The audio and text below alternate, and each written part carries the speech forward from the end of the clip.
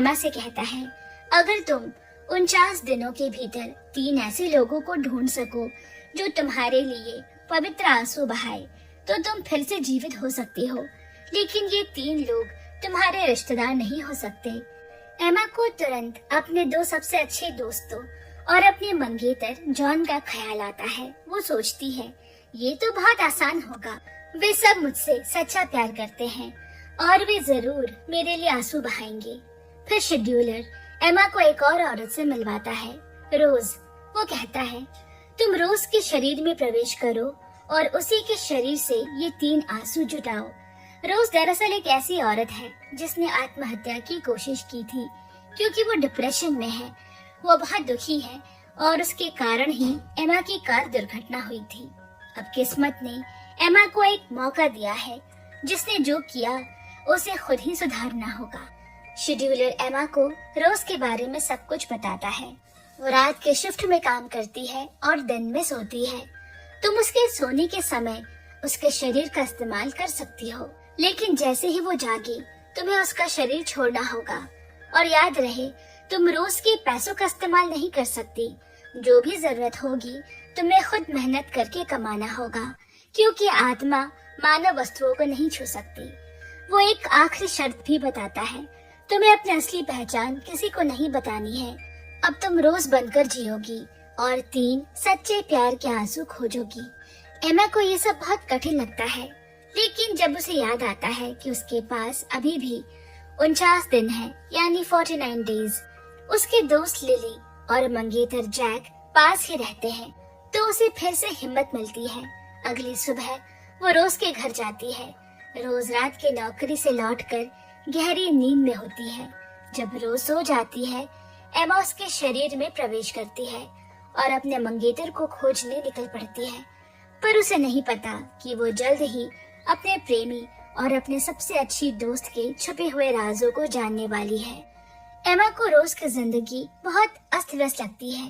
रोज का वजन सिर्फ 45 किलो है और उसके पास ढंग के कपड़े भी नहीं।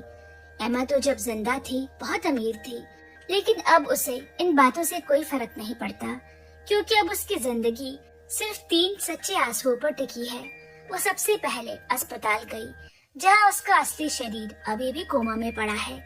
वहाँ उसके माता पिता और जॉन मौजूद है। वो देखती है कि उसका पिता जॉन पर गुस्सा कर रहा है। तुम घर जाकर कुछ खा लो और कपड़े बदल लो। लेकिन जॉन बहुत उदास नजर आता है। वो कहता है, जब से एमा का एक्सीडेंट हुआ है वह उसके पास से हिल नहीं सकता। ये देखकर एमा का दिल पिघल जाता है। वो सोचती है, जॉन मुझसे कितना प्यार करता है, पर तभी उसे याद आता है कि उसे आंसू चाहिए। जॉन की आंखें नम है, लेकिन एक भी आंसू नहीं गिरता। एमा सोचती है, शायद उसने पहले ही सब आंसू बहा दिए। वो उसके लिए दुख महसूस करती है, पर ये तो बस शुरुआत है, 49 दिनों की परीक्षा की शुरुआत। अब अस्पताल में एमा अपने शरीर को देख रही है कि तभी एक नर्स अचानक उसके पास आती है। पूछती है, तुम यहाँ क्या कर रही हो? एमा घबरा गई। वो अपनी असली पहचान तो नहीं बता सकती। वो जल्दी से कहती है, माफ कीजिए, मैं शायद गलती से यहाँ आ गई, और वहाँ से निकल जाती है। अब वो पहुँचती है माइक के रेस्टोरेंट में। वो बहुत भूखी होती है, इसीलिए एक बड़ा बाउल पास्ता मंगवाती है और सब खा जाती है। लेकिन जब बिल देने का समय आया, तब उसे याद आता है उसके पास तो एक भी पैसे नहीं। वो माइक को अपनी असली पहचान नहीं बता सकती। रेस्टोरेंट के कर्मचारी समझते हैं कि ये औरत बिना पैसे भागने की कोशिश कर रही है। एमा सोचती है, मेरे पास तो अभी 49 दिन है, अगर जीना है तो खुद पैसे कमाने होंगे। वो माइक से कहती है, क्या मैं यहाँ काम कर सकती हूँ? माइक कहता है, तुम्हारे पास वर्क सर्टिफिकेट और प्रोफेशनल लाइसेंस होना चाहिए। एमा को याद आता है, रोज जिसके शरीर में वो रह रही है, पहले एक बड़े होटल में काम करती थी। वो सोचती है, अगर मैं वहाँ से सर्टिफिकेट ले आऊँ तो काम मिल जाएगा। वो जल्दी जल्दी होटल पहुँचती है, लेकिन वहाँ के कर्मचारी सब एना को पहचानते हैं, क्योंकि जब वो जिंदा थी उसी होटल की मालिक की बेटी थी। किसी तरह वो सर्टिफिकेट लेकर बाहर निकलने लगती है। तभी वो देखती है कि उसका मंगेतर जॉन वही होटल में है। एमा का दिल धड़कने लगता है। वो उसके पीछे दौड़ती है। जॉन गेस्ट रूम की तरफ लिफ्ट में चढ़ता है। और उसी वक्त एमा देखती है कि उसकी सबसे अच्छी दोस्त शिन योंग भी वहाँ पहुँचती है। एमा का मन डूब जाता है। वो महसूस करती है कि कुछ बहुत गलत है। इन योंग लिफ्ट में जाती है तो एमा भी उसके पीछे चली जाती है। इन योंग ये कमरे के सामने जाकर डोरबेल बजाती है और दरवाजा खोलता है जॉन। जॉन तुरंत इन योंग को खींचकर कमरे के अंदर ले जाता है। एमा की आंखों के सामने अंधेरा छा गया। उसे लगा जैसे उसका पूरा संसार टूटकर बिखर गया। वो सोचती है, क्या मैंने सच में ये देखा या क्या ये कोई भ्रम है? उसी वक्त एक पुरानी याद बिजली की तरह दिमाग में चमकती है। वो दिन याद आता है, उसके एक्सीडेंट से ठीक पहले का दिन। उसकी गाड़ी ट्रैफिक पर रुकी थी और सामने सड़क के उस पार उसने जॉन और इन योंग को साथ देखा। वो उन्हें फोन मिलाने ही वाली थी, लेकिन तभी उसने देखा जॉन इन योंग के हाथों को पकड़े हुए है। वो सोचती है कि शायद उसने गलत देखा, लेकिन तभी इन योंग जॉन की बाहों में झुक जाती है। उस पल एमा के दिल में शक का बीज बोया जा चुका था, पर वो उसे अनदेखा करती है और उसे ध्यान भटकने के कारण उसका कार एक्सीडेंट हो जाता है। अब सब कुछ याद आते ही एमा जमीन पर गिर जाती है। उसकी सांसें तेज चलने लगती है। वो धीरे धीरे उठती है और उस कमरे के बाहर पहुंचती है जहां से जॉन और इन योंग की बातें सुनाई दे रही है। उनकी बातों से उसे पता चलता है जॉन से उसकी मुलाकात कोई संजोग नहीं, बल्कि एक साजिश थी। सब कुछ इन योंग और जॉन ने मिलकर प्लान किया था। उन्होंने एमा को जॉन से प्यार करने के लिए मजबूर किया। उन्होंने एक नकली रेस्क्यू प्लान बनाया। इन योंग ने एमा से कहा था, चलो हाइकिंग पर चलते हैं, लेकिन वो चुपचाप उनका पीछा कर रहा था। फिर उसके दोस्त ने एमा का फोन चुरा लिया। जब वे पहाड़ी में एक सुनसान जगह पर पहुंचे, इन योंग जानबूझकर एमा को अकेले छोड़कर चली गई। एमा डर के मारे चारों ओर मदद ढूंढती है, लेकिन उसका फोन गायब है। अमीर परिवार में पली एमा ने इससे पहले कभी डर और भूख का सामना नहीं किया था। उसी वक्त जॉन अचानक वहाँ पहुँचता है। वो उसे अपने कंधों में उठाकर ले जाता है, उसे बचाता है, घर पहुँचाता है और चुपचाप चला जाता है। एमा को लगा उसने एक सच्चे हीरो को पा लिया है। वो जॉन का शुक्रिया अदा करना चाहती है, लेकिन तभी इन योंग कहती है, चलो फिल्म देखने चलते हैं। वहाँ पहुँचने पर इन योंग फोन करती है, माफ करना मैं नहीं आ सकती। उधर से जॉन भी कहता है कि मेरी दोस्त ने भी मुझे धोखा दे दिया। एमा सोचती है, कितना अजीब इत्तेफाक है, शायद ये किस्मत है। पर हकीकत ये थी, ये सब कुछ एक योजना थी। इन योंग दूर खड़ी सब देख रही होती है। जब एमा जॉन का हाथ थामती है, वो समझ जाती है कि उसकी साजिश काम कर गई। धीरे धीरे एमा और जॉन एक जोड़ा बन जाते हैं। वे अपनी शादी की तारीख तय कर लेते हैं और इसी बीच जॉन और इन योंग दोनों को एमा के पिता की कंपनी में नौकरी भी मिल जाती है।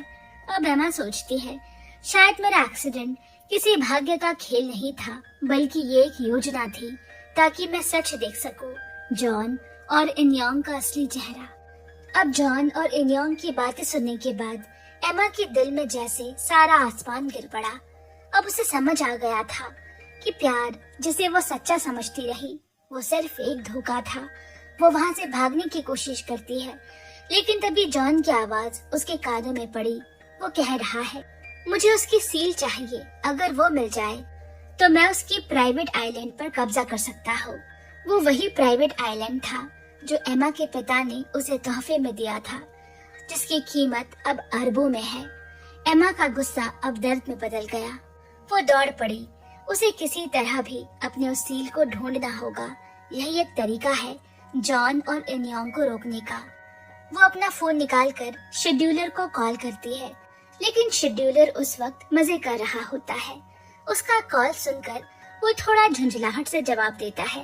वो कहता है, मुझे सब पता है एमा, ये सब किस्मत है, तुम्हें खुद ही इसका सामना करना होगा। एमा रोती है, पर अब उसके पास कोई रास्ता नहीं। वो जानती है कि उसे इस उधार लिए हुए शरीर में रहकर ही सच्चाई तलाशनी होगी, किसी को बिना ये बताए कि वो असल में एमा है। कुछ समय बाद एमा फिर माइक के रेस्टोरेंट पहुंचती है। वो उसे अपना वर्क परमिट देती है। माइक उसे देखकर कुछ सोच में पड़ जाता है। उसे ये नहीं पता था कि सामने खड़ी वही लड़की एमा है जिससे वो स्कूल के दिनों में प्यार करता था। स्कूल में माइक हमेशा चुपचाप एमा को देखा करता था, पर एमा को कभी पता नहीं चला। कभी कभी जब एमा गुस्से में होती तो माइक पर चला देती, फिर भी माइक उसे दिल से चाहता था। अब जब ये लड़की काम मांग रही है, माइक को उस पर तरस आ गया। उसने कहा, ठीक है, तुम यहाँ काम कर सकती हो।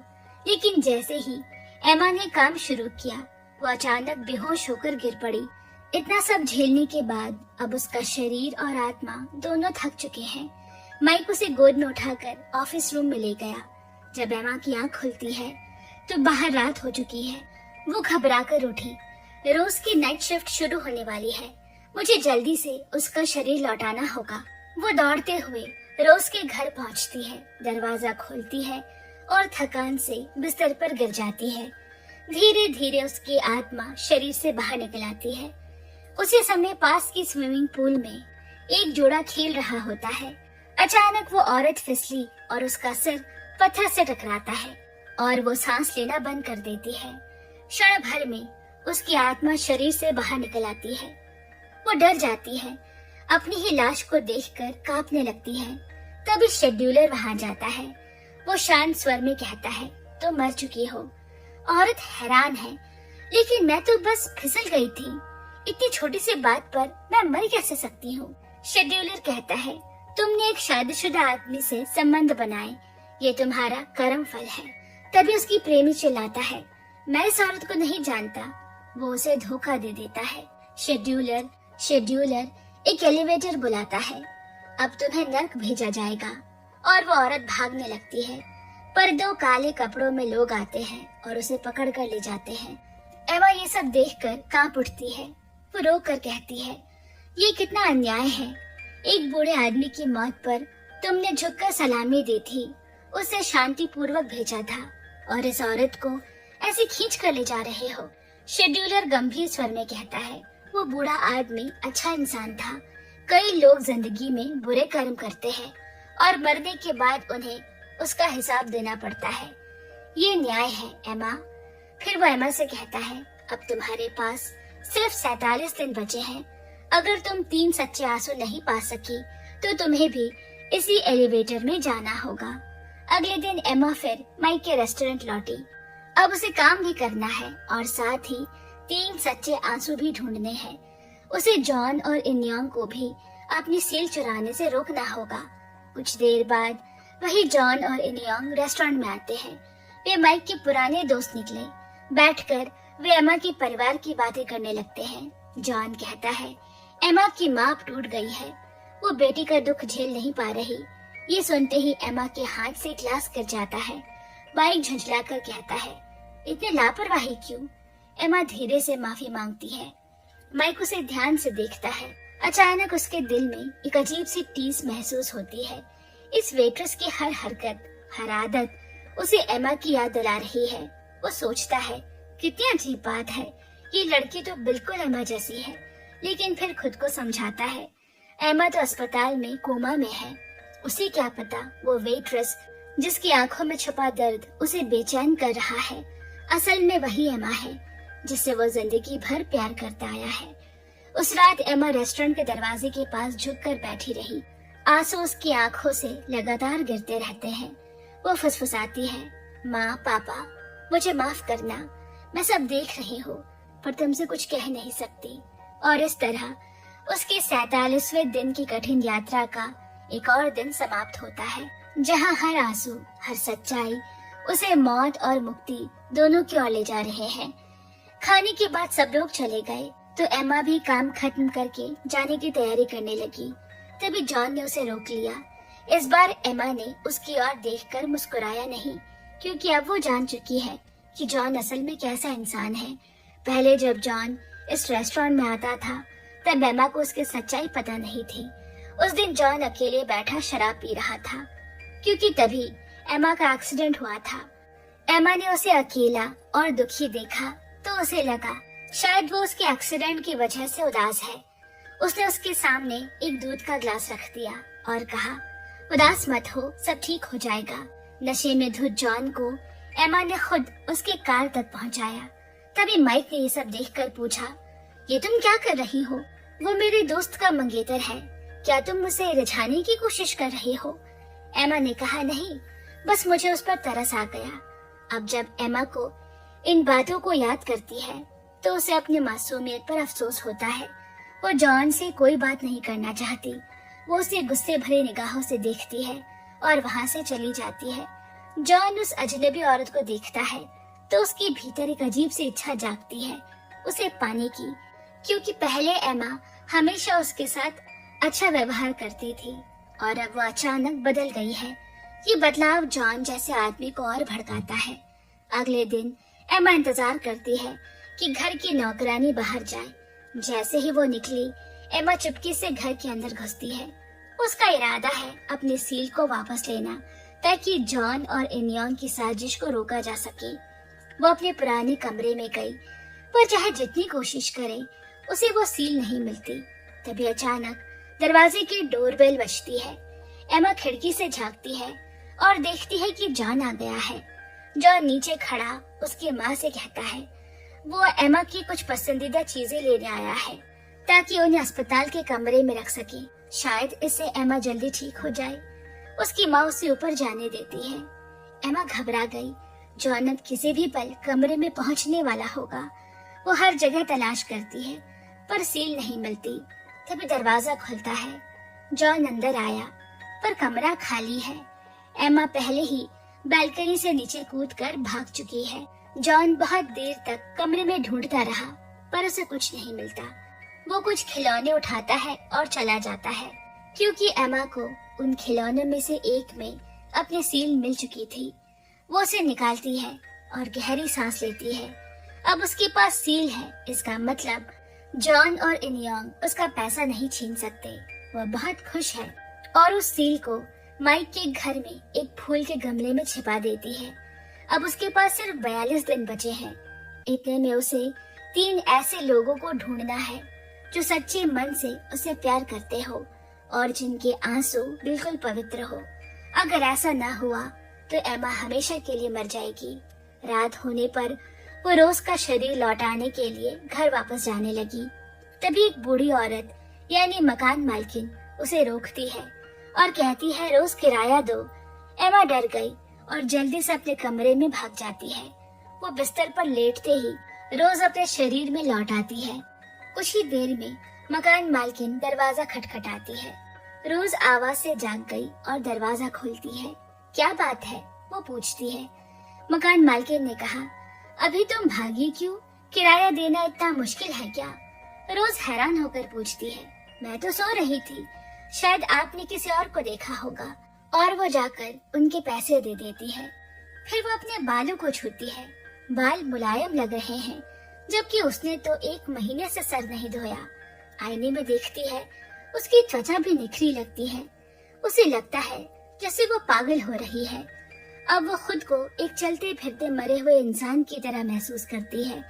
आत्महत्या की असफल कोशिशें, किसी के एक्सीडेंट की वजह बनना, दिन में सोना, रात में काम करना, यही उसकी जिंदगी रह गई है। दुनिया से उसका कोई रिश्ता नहीं बचा। पर एमा ये सब देखकर थोड़ा सुकून महसूस करती है, क्योंकि रोज को अभी तक कुछ नहीं पता चला। अगला दिन शुरू होता है। एमा एक बार फिर रोज के शरीर में प्रवेश करती है। सुबह होते ही वो माइक के रेस्टोरेंट में काम पर जाती है। उस दिन एक ग्राहक अपनी छोटी से बच्ची के साथ आई है, लेकिन बच्चा लगातार रोए जा रहा है। माँ उसे चुप कराने की बहुत कोशिश करती है, पर कोई असर नहीं होता। तभी एमा मुस्कुराकर बच्चे के पास जाती है और एक कागज का टुकड़ा निकालती है। कहती है, देखो, मैं तुम्हें एक जादू दिखाती हूँ। वो कागज को फाड़कर कई टुकड़ों में बदल देती है। फिर उन टुकड़ों को मसल कर एक गोला बना देती है। बच्चे की उत्सुक निगाहें उस पर टिकी रहती है। एमा वो कागज का गोला बच्चे के हाथ में देती है और बच्चा उससे खेलता है। कागज फिर एकदम सही सलामत हो जाता है। बच्चा मुस्कुरा उठता है और रेस्टोरेंट में शांति फैल जाती है। माइक ये सब देख रहा है और अचानक उसके मन में पुराने दिनों की यादें उमड़ आती है। जब वो और एमा स्कूल में थे, तब एमा ने यही जादू का खेल उसे दिखाया था। उसका दिल धड़क उठता है। वो उस वेट्रेस को गौर से देखता है और जितना अधिक देखता उतना उसे लगता कि ये तो बिल्कुल अम्मा जैसी है। बाद में माइक पूछता है, तुम्हें ये जादू किसने सिखाया? एमा झूठ बोलती है, एक दोस्त ने सिखाया था, पर उसके भीतर पुरानी यादें और दर्द दोनों मर रहे हैं। फिर एमा ने कैमरा उठाया। उसके मन में एक योजना है। उसे उन 3 सच्चे लोगों के आंसू ढूंढने हैं जो दिल से उसे सच्चा प्यार करते हो। वो अपनी पुरानी सहेलियों और स्कूल के दोस्तों से मिलने जाती है। वो खुद को एमा की दोस्त बताती है और कहती है, मैं एमा की यादों पर एक वीडियो बना रही हूँ। वो अभी कोमा में है। अगर आप सब उसे अपने अनुभव बताएं तो शायद उसे होश आ जाए। एमा को लगा यह खबर सुनकर उसके दोस्त जरूर रो पड़ेंगे, पर ऐसा कुछ नहीं होता। वे सब बस हंसते हैं, उसके बारे में गॉसिप करते हैं। क्या सच में एमा ने अपने बॉयफ्रेंड से ब्रेकअप कर लिया? सुना है उसका बॉयफ्रेंड बहुत हैंडसम था। एमा के दिल में आग जल उठती है। उसे एहसास होता है कि इंसान का दिल कितना बदल जाता है। जो कभी अपने थे वे भी अब सिर्फ तमाशा देखना चाहते हैं। दुनिया में सच्चे लोग बहुत कम होते हैं। उधर जॉन हर दिन अस्पताल में एमा के पास आता है, जैसे वो बहुत फिक्रमंद हो। एमा का पिता उसे देखकर भावुक हो जाता है। उसे लगता है जॉन वाकई मेरी बेटी से सच्चा प्यार करता है। पिता को ब्रेन ट्यूमर है। अगर ऑपरेशन करवाया तो सिर्फ 3% संभावना है कि वो बच पाएंगे। इसीलिए वो तय करते हैं कि मरने से पहले अपनी सारी संपत्ति जॉन के नाम कर देंगे। ये सुनकर एमा घबरा जाती है। उसे पता है जॉन का प्यार तो नकली है, वो तो सिर्फ उनके पैसों के लिए आया है। वो तुरंत शेड्यूलर को बुलाती है और कहती है, क्या कोई तरीका नहीं जिससे मैं अपने पापा को सच्चाई बता सकूं? शेड्यूलर कहता है, अगर तुम इंसानी मामलों में दखल दोगी तो तुम्हारा दोबारा जीने का मौका खत्म हो जाएगा। अब उसके पास सिर्फ 37 दिन बचे हैं। अगर इस समय के भीतर 3 लोग उसके लिए सच्चे आंसू नहीं बहाएंगे तो वो हमेशा के लिए मिट जाएगी। पर एमा ठान लेती है, चाहे मैं मर भी जाऊं पर अपने पापा को सच बताऊंगी। मैं जॉन और इनियोंग की चाल को कभी सफल होने नहीं दूंगी। उसके दर्द को देखकर शेड्यूलर का मन पिघल गया। उसने कहा, तुम अपनी आत्मा का इस्तेमाल कर सकती हो, अपने पिता को चेतावनी दो। एमा की आत्मा तुरंत उड़कर अपने पिता के ऑफिस पहुंचती है। वहां उसके पापा एक वकील के साथ बैठे हैं, अपनी वसीयत पर हस्ताक्षर करने के लिए। एमा चीखती है, पापा रुक जाइए, पर वो सुन नहीं पाते, देख नहीं पाते। जैसे ही पिता सील उठाते हैं, एमा उसे जमीन पर गिरा देती है। पिता चौंक जाते हैं, ये अपने आप कैसे गिर गई? वो फिर से उठाते हैं और फिर से तैयार होते हैं। तभी शेड्यूलर पास आता है और हल्के से एमा की तस्वीर को गिरा देता है। पिता तस्वीर उठाते हैं, ये तस्वीर कैसे गिर गई? ये क्या कोई संकेत है? वे गहराई से सोच में पड़ जाते हैं और फिर धीरे से कहते हैं, आज वसीयत साइन नहीं करेंगे। वे कागज को मोड़ देते हैं और वकील को जाने के लिए कहते हैं। कुछ देर बाद जॉन का फोन आया। वसीयत पर हस्ताक्षर नहीं हुए। उसका चेहरा गुस्से से लाल हो जाता है। वहीं बाहर एमा और शेड्यूलर खड़े हैं। आसमान में ठंडी हवा बह रही है। एमा के चेहरे पर थोड़ी राहत है क्योंकि आज उसने अपने पिता को बचा लिया। अचानक एक मोटरसाइकिल की तेज आवाज सुनाई देती है। एमा और शेड्यूलर मुड़कर देखते हैं। एक उम्रदराज औरत बाइक से उतर रही है। वो कोई आम औरत नहीं, वो है शेड्यूलर की बॉस, एक सख्त और रहस्यमय आत्मा अधिकारी। वो गुस्से से शेड्यूलर को डांटती है, तुम्हें इंसानों के मामले में दखल देने की इजाजत नहीं, तुमने नियम तोड़ा है। शेड्यूलर सिर झुका लेता है, चुपचाप उसकी बात सुनता है। उसके बाद एमा फिर से रोज के घर लौटी। दरवाजा बंद किया और अंदर सन्नाटा पसरा है। वो देखती है रोज आज काम पर नहीं गई, कुछ गड़बड़ है। एमा तुरंत शेड्यूलर को बुलाती है। दोनों ने अंदर प्रवेश किया। अंदर जाते ही देखा रोज बिस्तर पर पड़ी है, गंभीर रूप से बीमार। उसका चेहरा पीला है और सांसें भारी। शेड्यूलर कहता है, तुम्हें फिर से उसका शरीर लेना होगा।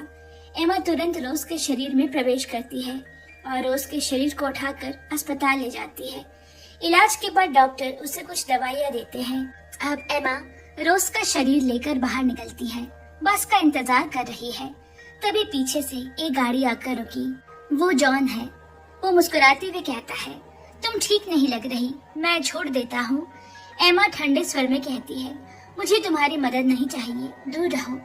लेकिन जितना एमा उसे दूर करती, उतना ही जॉन के भीतर उसे पाने की घिनौनी चाह और बढ़ती जाती। वो जबरदस्ती एमा को कार में बिठा लेता है और माइक के रेस्टोरेंट की ओर चला जाता है। माइक ये देखकर हैरान और गुस्से से भर उठता है। जॉन, तुम ये क्या कर रहे हो?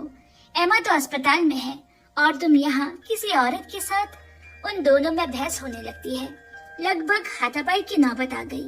फिर माइक एमा को बुलाता है और सख्ती से कहता है, तुम्हें अब यहाँ से जाना होगा।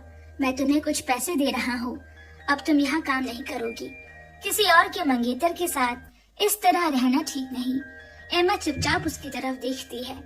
वो जानती है माइक उसका भला ही सोच रहा है, लेकिन वो सच्चाई बता नहीं सकती कि वो खुद एमा ही है। धीरे से कहती है, अगर एमा को पता चलता तो वो तुम्हारा शुक्रिया अदा जरूर करती। माइक हैरान रह जाता है। उसे लगता है ये औरत बहुत अजीब है, कभी कठोर और कभी बेहद कोमल। एमा पैसे नहीं लेती, वो सीधे बाहर निकल जाती है। बाहर जॉन इंतजार कर रहा है। वो कहता है, मेरे घर में एक नौकरानी की जरूरत है, तुम आकर काम कर लो। एमा तुरंत मान जाती है, क्योंकि यही मौका है जिससे वो जॉन और अन्योंग को रोक सके। अगर वो उनके घर में रहेगी तो उनके हर कदम पर नजर रख सकेगी। लेकिन उसी रात रोज के शरीर में कुछ अजीब होता है। रोज आत्महत्या करने की कोशिश करती है। एमा डर के मारे कांप उठती है। वो तुरंत शेड्यूलर को बुलाती है। अगर ये औरत मर गई तो मैं कभी दोबारा नहीं जी पाऊंगी। रोज ने छत के झूमर से रस्सी बांधी है। वो कुर्सी पर चढ़ती है और गले में फंदा डालने ही वाली होती है कि दरवाजे पर कोई जोर जोर से दस्तक देने लगता है। दरवाजा खोलो वरना मैं तोड़ दूंगा। रोज घबरा जाती है। आखिरकार वो दरवाजा खोलती है। बाहर वही आदमी खड़ा है जिसने पहले उसकी जान बचाई थी। उसके हाथ में एक मुरझाया हुआ गुलाब है। वो मुस्कुराते हुए कहता है, ये तुम्हारा फूल है। जब तुम मरना चाहती थी वो फूल रोज के हाथ में रखकर चला जाता है। रोज देर तक उस फूल को देखती रहती है। फिर उसकी नजर उस रस्सी पर पड़ी। उसी पल उसने फैसला किया, अब वो खुद को नहीं मारेगी। एमा एक कोने से ये सब देखती है। उसकी आंखों में आंसू है। वो जानती है रोज भी उसी की तरह टूटी हुई है, जिंदगी से हारी हुई, पर अंदर से जिंदा रहने की कोशिश करती हुई। दोनों औरतें, एक के शरीर में दो आत्माएं। वो बस चुपचाप बैठी रहती है उसी किराए के छोटे से कमरे में, 2 दिन तक बिना कुछ बोले, बिना कुछ बदले, बस अपने दर्द के साथ। एक दिन आखिरकार रोज ने 2 दिनों के बाद एक कटोरा इंस्टेंट नूडल खाया और फिर थक कर सो गई। उसकी नौकरी छूट चुकी है और अब वो हर दिन अपने किराए के छोटे से कमरे में यूं ही बैठी रहती है। एमा अब उसके शरीर में प्रवेश नहीं कर पा रही, जिससे वो बहुत परेशान है। उसके पास अब सिर्फ 34 दिन बचे हैं। अगर इस समय के भीतर वो सच्चे आंसू नहीं ढूंढ पाई तो वो हमेशा के लिए मर जाएगी।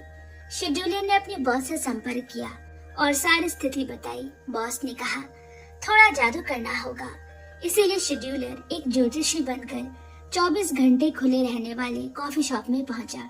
उसने वहां की दुकान के मालिक से कहा, आपकी माँ पिछले महीने गुजर गई थी और आपका घर का कुत्ता भी 1 हफ्ते पहले मर गया। ये सुनकर मालिक दंग रह गया, क्योंकि ये बातें उसने किसी को नहीं बताई थी। शेड्यूलर ने आगे कहा, अभी आगे और भी बुरा समय आने वाला है, लेकिन इसे टाला जा सकता है।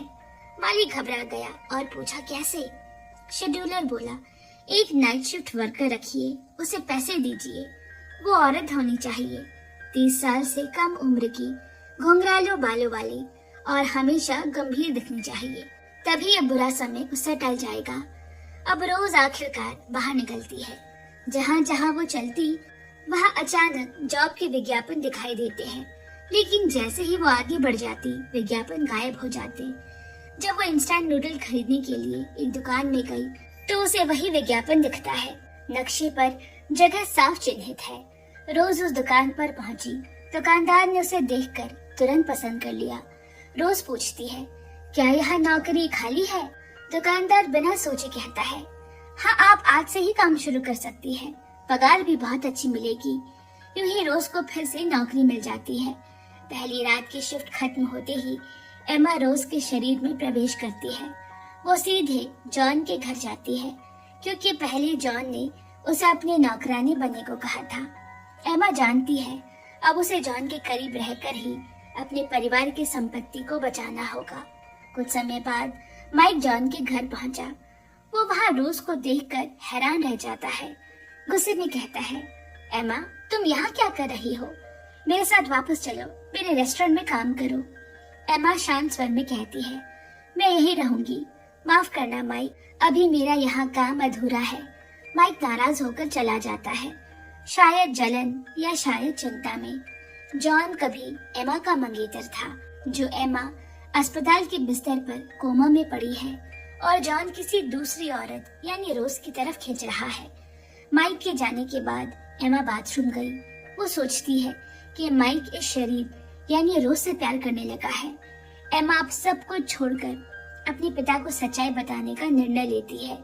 वो रोज के शरीर में प्रवेश करती है, आखिरी बार इस दुनिया को अलविदा कहने के लिए। तभी अचानक उसके नेकलेस में एक आंसू गिरता है।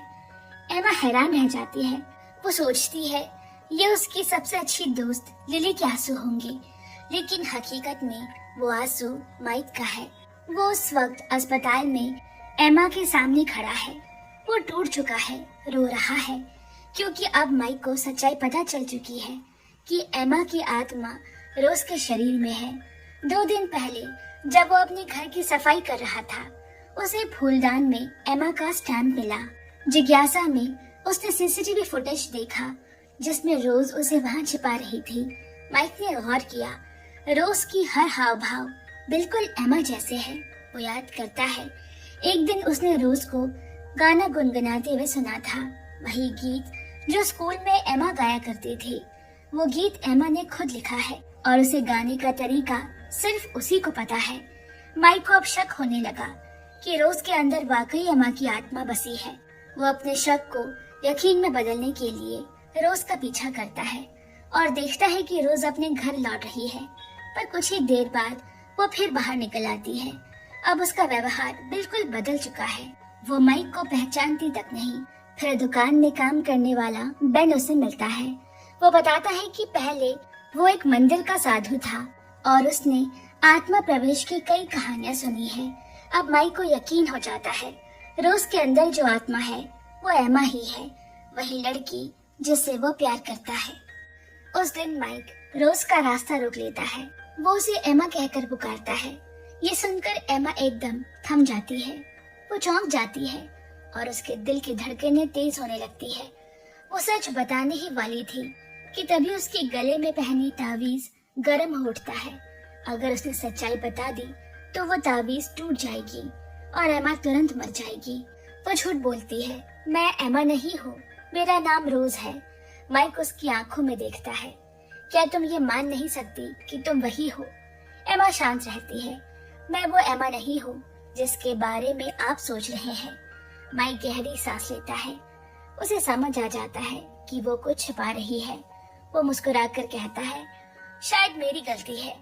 वो आगे कुछ नहीं पूछता, बस माफी मांगकर चला जाता है। लेकिन उसके मन में अब एक ठान ली है कि वह सच्चाई जरूर पता लगाएगा और किसी भी तरह एमा की मदद करेगा। दूसरी ओर रोज को लगने लगता है कि कोई भूत उसके शरीर को काबू कर रहा है। वो डर जाती है और एक थेरेपिस्ट के पास जाती है। थेरेपिस्ट उसे हिप्नोसिस में डालता है और उसी दौरान रोज को एहसास होता है कि हर दिन उसके साथ एक महिला आत्मा रहती है। घर लौटने पर एमा पहले से वही होती है। रोज के सोते ही एमा फिर से उसके शरीर में प्रवेश करती है। वो जल्दी से जॉन को ढूंढने निकल पड़ती है। वो जॉन से कहती है, मैं तुम्हारे साथ जर्नन चलना चाहती हूँ। जॉन का वहाँ बिजनेस का काम है। वो एमा के पिता की कंपनी बेचने की योजना बना रहा है। जॉन मना नहीं करता क्योंकि अब उसे रोज से लगाव हो गया है। उसे क्या पता जिसके प्रति वो आकर्षित है वो उसकी मंगेतर एमा की आत्मा है। उधर माइक भी जर्नन जाने की तैयारी करता है। बेन उसे बताता है कि वहाँ एक पुराना मंदिर है जहाँ एक वृद्ध भिक्षु रहते हैं। जो आत्मा प्रवेश के रहस्यों को जानते हैं। माइक तय करता है कि वो उसी से मिलने जाएगा और सच्चाई को समझेगा।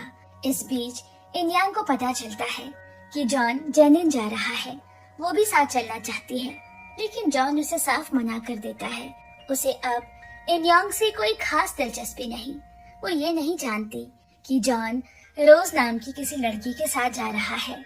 गुस्से और बेचैनी में इनयांग लिली के पास जाती है और उसे अपने साथ चलने को कहती है। अब 3 रास्ते बनते हैं। जॉन और एमा एक साथ जेनिन की ओर निकल चुके हैं।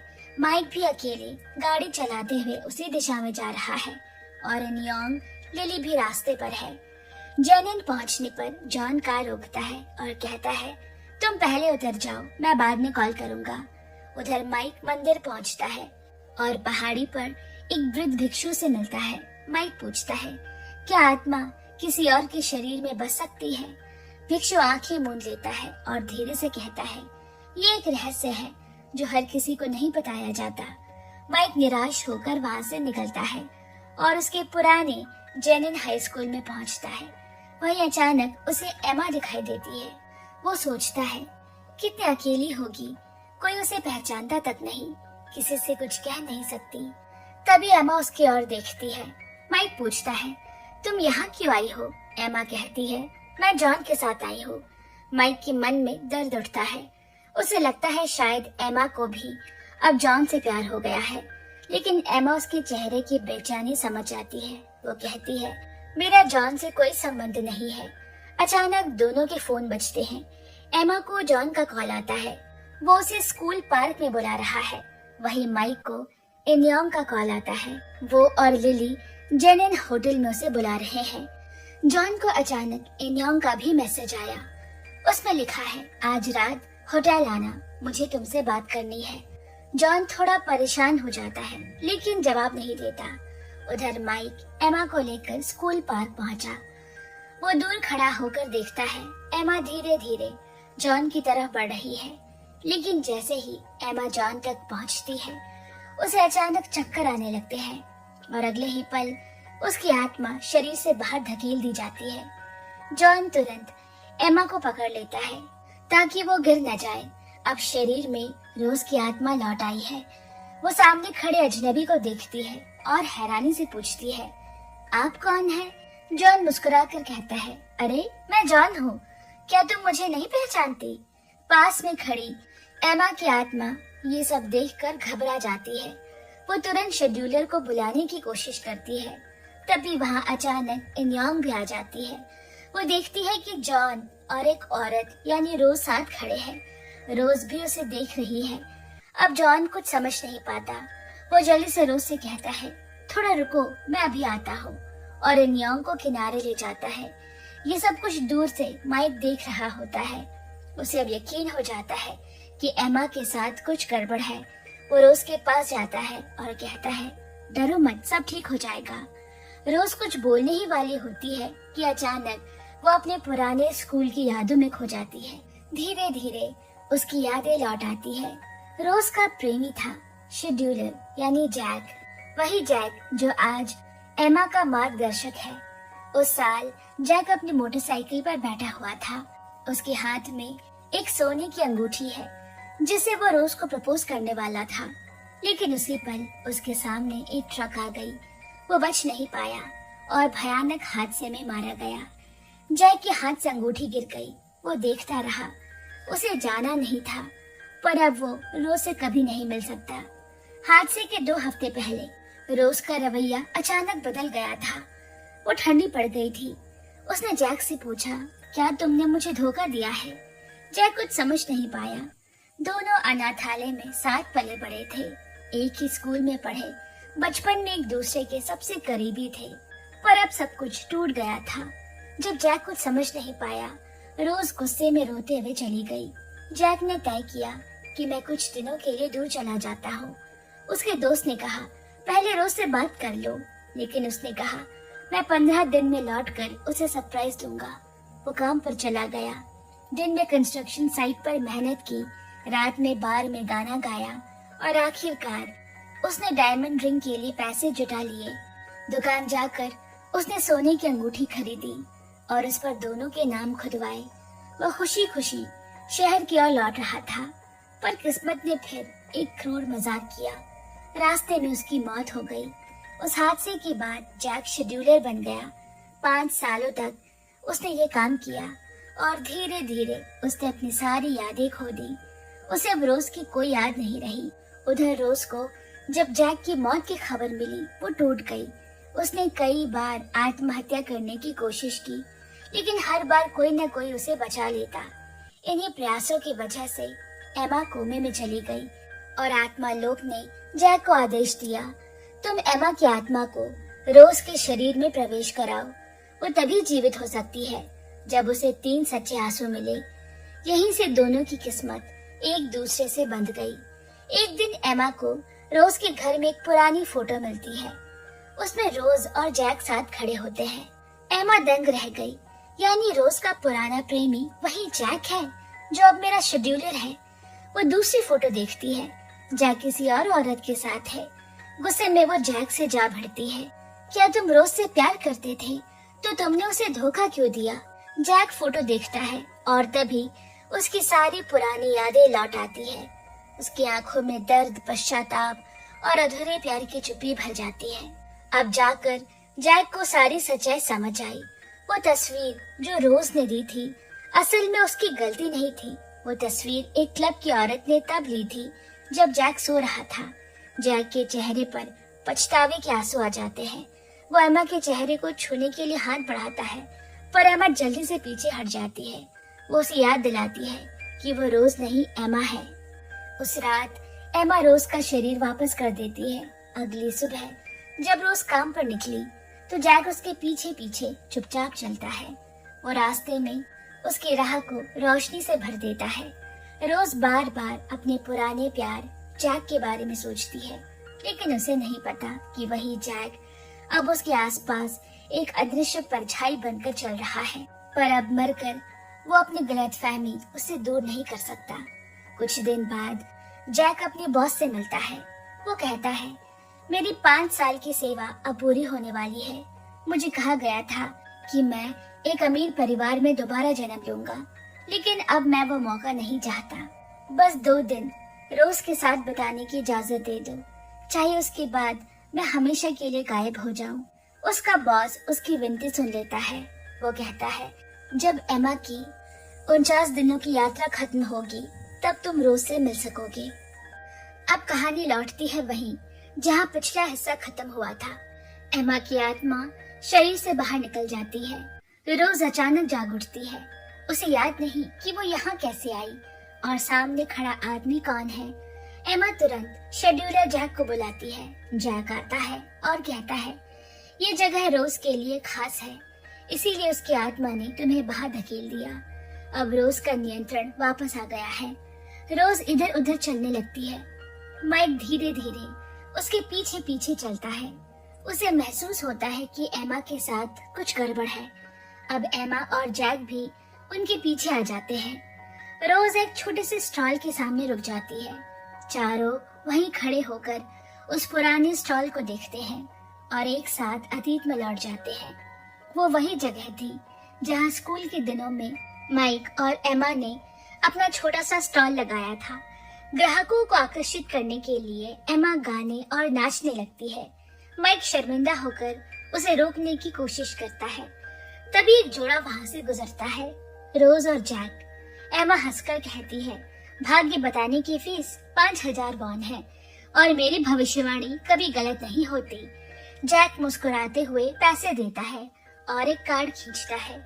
एमा कार्ड देखकर गंभीर हो जाती है। रोज पूछती है, क्या कुछ बुरा है? एमा मुस्कुराकर झूठ बोलती है, नहीं, इस कार्ड का मतलब है कि तुम्हारा प्यार सदा परफेक्ट रहेगा। रोज खुशी से झूम उठती है। उसके बाद एमा उन्हें एक गुलाब देकर जादू का छोटा सा खेल दिखाती है। रोज के चेहरे पर मुस्कान आ गई, लेकिन कुछ पल बाद चक्कर खाकर गिर पड़ती है। जैक उसे संभाल लेता है। उसे बेहोश होने से पहले जैसे जैक का चेहरा दिखाई दिया। दूसरी ओर माइक और एमा भी अपने बीते पलों में खोए हुए हैं। माइक पूछता है, तुमने झूठ क्यों बोला? वो कार्ड तो जुदाई का था, हमेशा की जुदाई का। एमा धीरे से कहती है, वो दोनों इतने खुश थे, मैं वो शब्द नहीं बोल सकी। कभी कभी एक सफेद झूठ जरूरी होता है। माइक गुस्से में सारे कार्ड जमीन पर फेंक देता है। एमा उसे रोकने की कोशिश करती है, लेकिन माइक गलती से उसे धक्का दे बैठता है, फिर तुरंत उठाकर माफी मांगता है। पर एमा अब उसे बात नहीं करना चाहती। माइक कुछ नहीं कहता, बस चला जाता है। एमा की आंखों से आंसू बहने लगे। तभी शेड्यूलर जैक की आवाज उसे वर्तमान में लौटा लाती है, मगर माइक अब भी अतीत में खोया है। वो फूलों का गुलदस्ता लेकर एमा से माफी मांगने के लिए क्लास गया था, लेकिन वो वहाँ नहीं थी। उसके दोस्त बताते हैं कि एमा स्कूल छोड़कर सियोल चली गई। कुछ समय बाद माइक की माँ उसे अमेरिका ले जाती है। अचानक माइक हकीकत में लौट आता है। वो देखता है कि रोज किसी खाली जगह से बात कर रही है। माइक को तुरंत समझ आ जाता है, एमा फिर से रोज के शरीर में आ गई है। वो जल्दी से उसके पास जाकर उसे खींच लेता है और कहता है, चलो कुछ खाने चलते हैं। उधर जॉन पार्क में रोज को ढूंढ रहा है। वो इनयोंग को वहीं अकेला छोड़ देता है। रात होने पर इनयोंग तय जगह पर पहुंचती है। वहाँ लिली पहले से नशे में धुत है। तीनों को साथ आना था, लेकिन केवल लिली आई। जॉन और इनयोंग लिली को घर तक छोड़ने जाते हैं। कमरे में पहुंचते ही दोनों में बहस शुरू हो जाती है। इनयोंग गुस्से में कहती है, तुम्हारा प्यार इतनी जल्दी कैसे बदल सकता है। वो झगड़ रहे होते हैं। लिली लड़खड़ाते हुए बाथरूम की ओर जा रही थी और बेहोश होते हुए उनकी बहस की आवाज सुन लेती है। और अब उसे पता चलता है कि दोनों पहले एक दूसरे को डेट करते थे। इसी बीच एमा के हाथ से एक चिट्ठी गिरती है। माइक उसे उठाता है। वो देखता है ये उसके पिता के नाम लिखी हुई आखिरी चिट्ठी है। उसमें एमा ने लिखा था, पापा आप ऑपरेशन करवा लीजिए, मेरा इंतजार मत कीजिए। अगर मैं ना जागी तो भी माँ का ध्यान रखना। माइक वो चिट्ठी मेज पर रख देता है और ऊपर चला जाता है। थोड़ी देर बाद इनयोंग घर आई। घर में कोई नहीं होता। मेज पर रखी चिट्ठी उसकी नजर में आती है। वो पढ़ती है और तुरंत पहचान जाती है कि ये एमा की लिखावट है। वो उसकी कॉपी बना लेती है और अपने घर जाकर असली एमा की लिखावट से मिलाती है। हर अक्षर, हर स्माइली फेस तक बिल्कुल एक जैसा है। पर ये कैसे हो सकता है? अब वो पूरी तरह भ्रमित है। अगर एमा कोमा में पड़ी है तो फिर ये चिट्ठी यहाँ कैसे आई? उधर माइक अस्पताल पहुंचा। वो एमा के पिता को समझाता है कि ऑपरेशन जरूरी है। माइक की सच्चाई और लगन देखकर एमा के पिता का दिल पिघल गया। वो डरते हैं कि अगर वो मर गए तो एमा शायद कभी ना जागे और फिर उनकी पत्नी बिल्कुल अकेली रह जाएगी। माइक के जाने के बाद एमा खुद अस्पताल पहुंचती है। वो खुद को एमा के दोस्त बताकर अंदर गई और माँ से पूछती है, क्या कोई खत आया था? वो डरती है कि शायद किसी ने उसकी चिट्ठी ढूंढ ली और यहाँ भेज दी हो। पर जब माँ बताती है यहाँ कोई खत नहीं आया और साथ ये भी बताती है कि एमा के पिता ने सर्जरी के लिए हाँ कर दी है, तो एमा खुशी से भर जाती है। माँ आगे कहती है, माइक बहुत अच्छा लड़का है। उसने न सिर्फ एमा के पापा को मनाया बल्कि वो अक्सर एमा के लिए फूल भी लाता है। एमा सोच में पड़ जाती है। उसे तो लगा था कि माइक किसी और को पसंद करता है, पर अब उसे एहसास होता है कि माइक हमेशा से उसे ही चाहता था। थोड़ी देर बाद माइक उसे फोन करता है, जल्दी से कपड़े बदलो, काम पर जाना है। एमा अपना बैग चेंजिंग रूम में रखकर बाहर चली गई। माइक चुपके से उसका बैग उठाता है और वही चिट्ठी वापस रख देता है।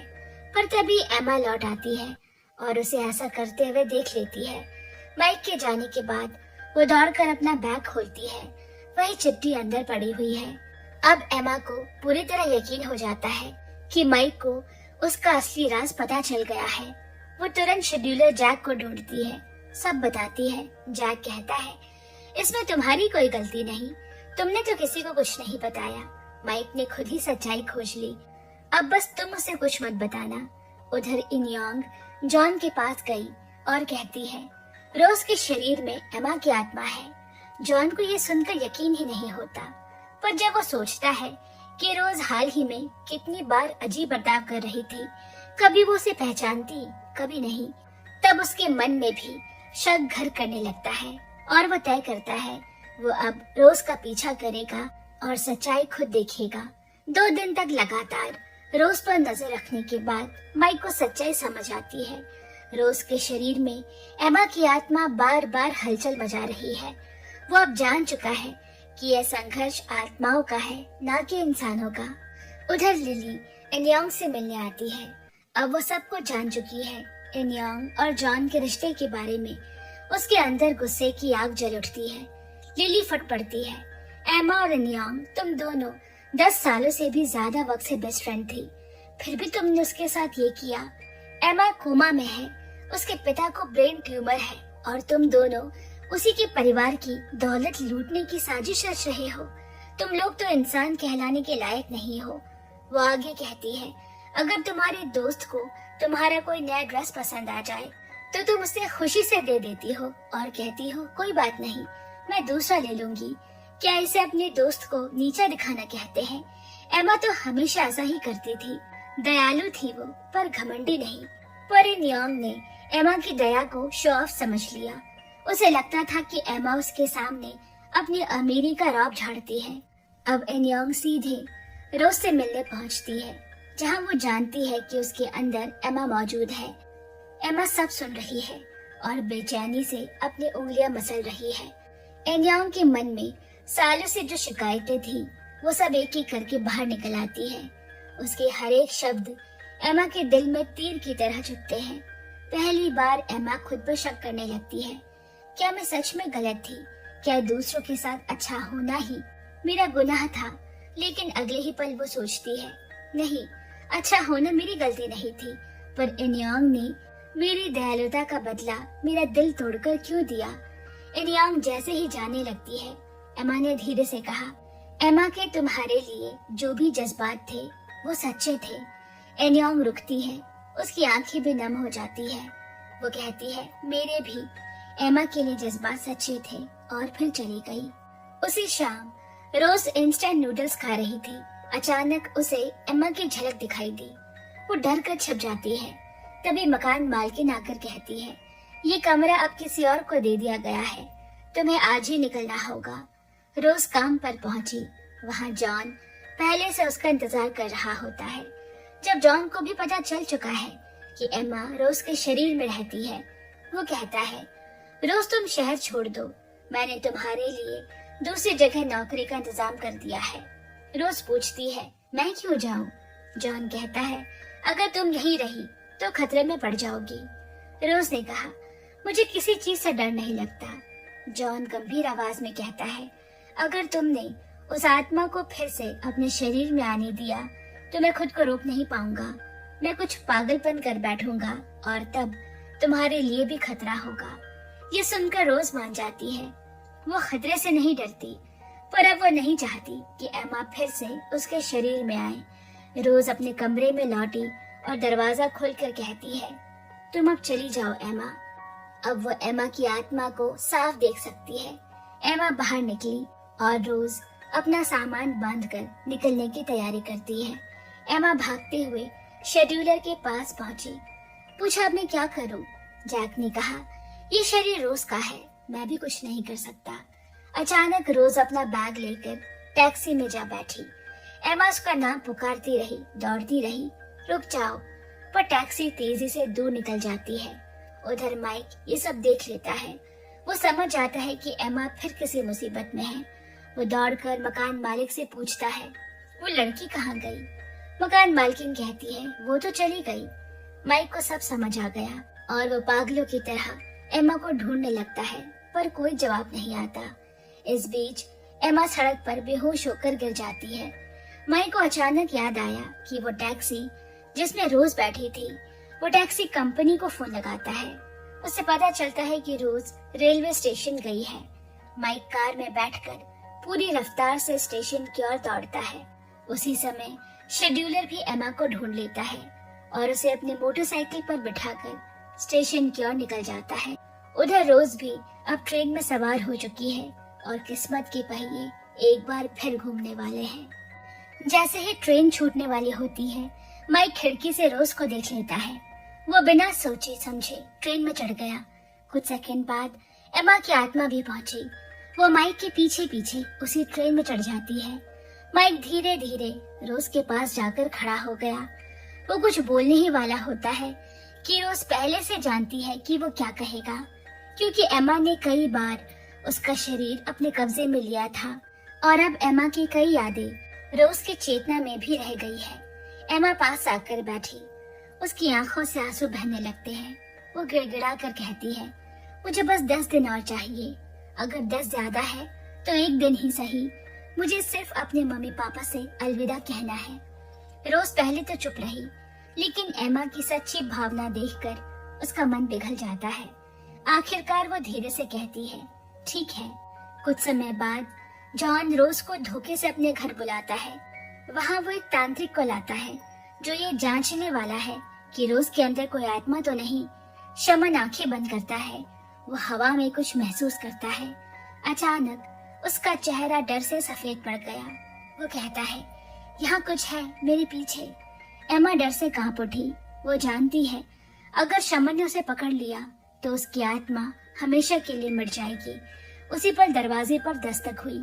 जॉन सोचता है पुलिस आई है, पर असल में वो शेड्यूलर जैक होता है। पुलिस के भेस में उसके साथ माइक भी आता है। माइक रोज को और एमा को वहाँ से निकाल कर ले जाता है। बाद में रोज माइक को बताती है, एमा ने कहा था जॉन के घर में कुछ जरूरी दस्तावेज है जो उसके अपराधों को साबित कर सकते हैं। हम बस वो लेने गए थे, पर जॉन को पहले ही शक हो गया और वो शमन को लेकर हमें मारने आ गया। अब जॉन पूरी तरह उग्र हो चुका है।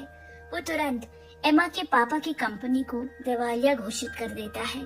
असल में वो पहले ही कंपनी का सारा पैसा निकाल चुका था। वो बस सही समय का इंतजार कर रहा था। जब एमा के पिता को यह खबर मिली, वो सदमे में आ गए। गुस्से और तनाव में उनकी हालत और बिगड़ती जाती है। वो कहते हैं, जिस आदमी पर मैंने अपनी कंपनी छोड़ी उसी ने मुझे लूट लिया। अब कंपनी पूरी तरह बर्बादी के कगार पर है। ये सुनकर माइक ठान लेता है वो एमा की आखिरी इच्छा पूरी करेगा। वो कहता है, मैं कंपनी बचाऊंगा। वो बताता है कि उसके सौतेले पिता अमेरिका में बहुत अमीर है। वो वहां जाकर उनसे मदद मांगेगा। अगर मैं उन्हें मना लूं तो वो कंपनी में निवेश करेंगे। रवाना होने से पहले माइक सारे सबूत प्रोसिक्यूटर को सौंप देता है, जिनसे जॉन के सालों पुराने अपराध साबित हो सकते हैं।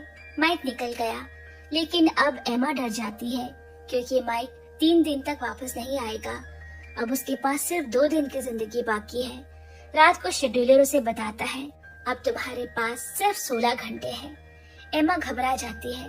वो चाहती है कि अपने माता पिता और माइक के लिए एक अलविदा खत छोड़ जाए, पर शेड्यूलर कहता है ये नियमों के खिलाफ है।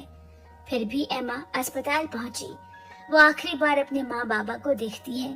उनके चेहरे पर नींद और निराशा है। फिर वो लौटकर शेड्यूलर से कहती है, मैं तैयार हूँ, मुझे अब जाना है। शेड्यूलर लिफ्ट बुलाने ही वाला होता है कि अचानक एमा के पेंडेंट में 2 आंसू की बूंदें झिलमिलाती है। ये संकेत है कि 2 लोग उसके लिए रो रहे हैं। शेड्यूलर धीरे से मुस्कुराता है, देखो कोई तुम्हें सच्चे दिल से याद कर रहा है। वे आंसू है लिली और एमा के माँ की। लेकिन शेड्यूलर कहता है, खून के रिश्ते का आंसू नहीं गिना जाता, तो दूसरा आंसू किसी और का है। एमा सोचती है, क्या ये माइक है? उसी पल एमा के पिता कमरे में दाखिल हुए। डॉक्टर उन्हें बताते हैं, अब कोई उम्मीद नहीं बची, इसे जाने दीजिए।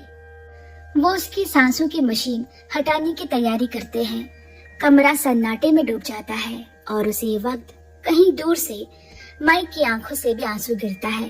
अचानक उसके पिता देखते हैं एमा की उंगलियां हिल रही है। वो घबरा कर चिल्लाए, देखो देखो हमारी बेटी ने आंखें खोली है। माँ सन्न रह गई। वो दौड़कर डॉक्टर को बुलाती है। डॉक्टर भी हैरान रह गया, ये कैसे मुमकिन है? वो फुसफुसाता है, ब्रेन डेड मरीज कभी नहीं जागते, ये किसी चमत्कार से कम नहीं। दरअसल एमा की आत्मा को 3 आंसू मिल चुके थे, 3 सच्चे लोगों के आंसू। इसीलिए शेड्यूलर ने उसे आखिरी मौका दिया, लेकिन एक शर्त पर, उसकी परलोक की सारी यादें मिटा दी जाएंगी। अब एमा को न माइक की कोई याद है, न जॉन और इनियोंग का धोखा। सब कुछ जैसे किसी और की जिंदगी हो। इसी बीच रोज अपना सामान बांध रही है। बेन पूछता है, क्या हुआ? रोज कहती है एमा जा चुकी है, हम वक्त पर नहीं पहुंच पाए। बेन तुरंत माइक को फोन करता है। माइक उस समय सियोल लौट रहा था। ये सुनते ही कि एमा मर गई, वो हड़बड़ाकर कार मोड़ देता है। लेकिन तभी एमा की माँ फोन करती है। उसकी आवाज कांप रही है। माइक बेटा, ये चमत्कार है, हमारी बेटी जाग गई है। माइक फौरन अस्पताल की ओर दौड़ता है। वहाँ एमा के माता पिता खुशी से रो रहे हैं। अब उन्हें सच्चाई पता चल चुकी है कि जॉन ने धोखा दिया था और माइक ही एमा का सच्चा प्यार है। माइक कहता है मैं पैसे जुटा चुका हूँ, अब आपकी कंपनी बच सकती है। एमा के पिता भावुक होकर उसे गले लगा लेते हैं। दोहरी खुशी का दिन है, वो कहते हैं। एमा मुस्कुराकर माइक की ओर देखती है, लेकिन फिर उलझन में पूछती है तुम यहाँ क्यों हो? मेरे मंगेतर जॉन और इनियम कहाँ हैं? कमरे में सन्नाटा छा जाता है। माँ माइक को बाहर ले जाती है और धीरे से कहती है उसकी यादें अभी कोमा से पहले की है, जब वो ठीक हो जाएगी तब हम उसे सब कुछ बताएंगे। माइक का दिल टूट जाता है। फिर वो मुस्कुराता है, कोई बात नहीं, बस वो ठीक रहे।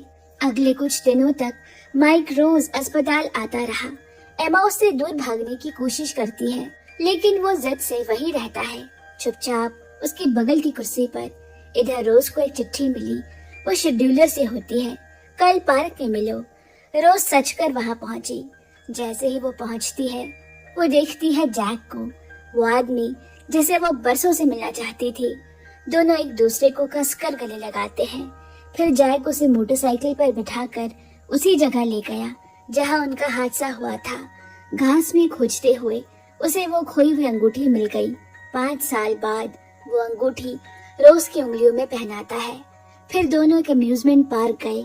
पूरा पार्क उस रात सिर्फ उनका है। उनके साथ बिताया हर पल जैसे वक्त रुक गया हो। वो दोनों हर वो काम करते जो प्रेमी जोड़े करते हैं, हाथ पकड़ना, हंसना, तारों के नीचे बातें करना। अगली सुबह शेड्यूलर कहता है बाजार जाकर कुछ चीजें ले आओ। रोज के जाने के बाद वो घर को पूरी तरह सजा देता है। दीवारों पर नई तस्वीरें और कमरे को फूलों से सजाता है। जब रोज लौटी वो दंग रह गई। ये सब तुमने किया है, वो मुस्कुरा देता है। उस रात दोनों साथ सोए और रोज की जिंदगी की ये सबसे शांत नींद होती है। जब सुबह सूरज उगा वो फिर पार्क गए। शेड्यूलर उसकी उंगली से वो अंगूठी निकालकर दूर समंदर में फेंक देता है। वो कहता है तुम्हारा वक्त पूरा हो गया, अब मुझे हमेशा के लिए जाना होगा। मुझे भूल जाओ और आगे बढ़ो। वो मुड़कर चला गया, हवा में विलीन हो गया। रोज कुछ नहीं कहती, क्योंकि जिस दिन उसने उससे मुलाकात की थी वो जानती थी कि यह अंत निश्चित है। कुछ देर बाद रोज अस्पताल गई। वो एमा के कमरे के बाहर खड़ी है, सोचती है क्या वो मुझे पहचान पाएगी, पर फिर लौटने लगती है। तभी पीछे से एक आवाज आई, रोज। उसने मुड़कर देखा, एमा दरवाजे पर खड़ी है, मुस्कुरा रही है। एमा, क्या मैं तुम्हें याद हूँ? रोज की आंखें भर आती है। एमा धीरे से कहती है, मुझे सब याद है, वो 49 दिन मैं कैसे भूल सकती हूँ। रोज चौंक जाती है, लेकिन सबने कहा कि तुम्हारी याददाश्त चली गई है। एमा मुस्कुरा कर कहती है, वो बस मैं दिखावा कर रही हूँ, क्योंकि मैं फिर से मरने वाली हूँ। जिस दिन एमा जागी उसी दिन शेड्यूलर फिर से उसके सामने आया। उसने सच बताया कि उसका उधार लिया हुआ समय अब खत्म होने वाला है। सिर्फ 1 हफ्ते बाद वो फिर से मर जाएगी। ये किस्मत का संतुलन है। जब उसकी आत्मा इस दुनिया से जाएगी तब वो भी नए रूप में जन्म लेगी। इसीलिए एमा ने इस दर्द को अपने अंदर छिपा लिया। उसने ऐसे दिखाया जैसे उन दिनों की उसे कोई याद नहीं, जैसे उसे माइक का ख्याल रखना या रोज की दोस्ती याद ही ना हो। वो चाहती है कि जिनसे वो प्यार करती है वो उसकी मौत के बाद दुख में न जिए। लेकिन माइक सब जानता है। रोज ने उसे सब कुछ बता दिया। फिर भी वो हर दिन एमा से मिलने आता रहा, चुपचाप उसके पास बैठता, उसका हाथ थामे रहता, मानो वो समय को रोक लेना चाहता हो। एक शाम दोनों साथ पार्क गए, हंसे, तस्वीरें खींची और उस विशिंग फाउंटेन के सामने खड़े हैं। माइक ने इच्छा की कि एमा एक सुखी जीवन जिए। एमा ने इच्छा की कि माइक उसे भूल जाए। उस रात घर लौटी, उसने माँ बाप को गले लगाया और बोली, आपकी बेटी बनकर मैं बहुत खुश हूँ। पिता ने प्यार से कहा, मेरी प्यारी बच्ची। माँ ने मजाक में कहा, तुम दोनों मुझसे कुछ छिपा रहे हो? वो मुस्कुराई, नहीं माँ। और फिर अचानक उसके पेट में दर्द उठा। धीरे धीरे उसकी आत्मा फिर शरीर से निकल गई।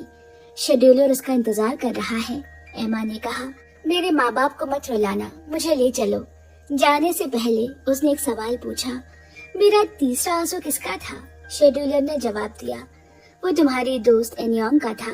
उस दिन एनियोंग चुपके से अस्पताल आई थी। उसने एमा से माफी मांगी, रोई, सच्चे पछतावे और प्यार के साथ। उसी के आंसू से एमा की तीसरी बूंद पूरी हुई थी। फिर एमा ने पुनर्जन्म की लिफ्ट पे कदम रखा। उसकी आत्मा एक हल्की रोशनी में बदल गई। वो दुनिया से चली गई, पर उसका प्यार इसी दुनिया में रह गया। एमा के अंतिम संस्कार के बाद माइक को एक छोटा सा डब्बा मिला। अंदर एक चिट्ठी है और एक चाबी जो रोज के लिए है। वो चाबी शेड्यूलर के पुराने घर की है। वहां पहुंचकर रोज को एक स्कूल बैग और बच्चों के जूते मिले जिन पर स्टार बना हुआ है। कुछ समय बाद माइक एमा के घर आया। उसने एमा की माँ को एक पुरानी तस्वीर देखते हुए पाया। माइक ने पूछा, ये लड़की कौन है? माँ ने कहा, ये एमा की बड़ी बहन है जो 4 साल की उम्र में खो गई थी। माइक चौंक गया। वही बैग, वही जूता और वही स्टार, सब कुछ वैसा ही जैसा उसने रोज के पास देखा था। रोज ही उनकी खोई हुई बेटी है, एमा की बहन। किस्मत ने उन्हें फिर से मिला दिया, जीवन और मृत्यु के पार।